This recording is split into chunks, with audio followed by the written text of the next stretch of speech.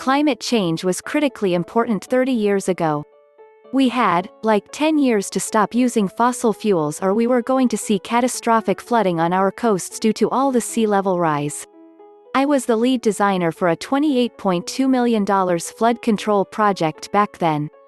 Norm Dix D. represented the 6th Congressional District in the state of Washington and was on the Congressional Appropriations Panel.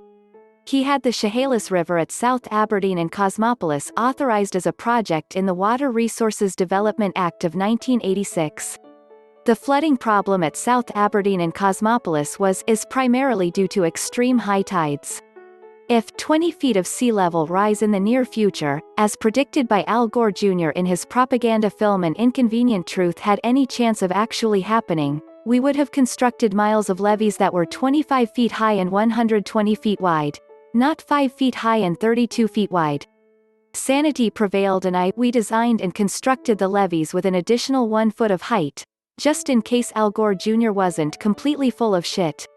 Congressman Dix showed up for the ceremonial groundbreaking for the project in June of 1995. He was happy to see the project commencing and didn't seem the least bit concerned about all the bullshit sea level rise his party was wringing their hands about at that point in time.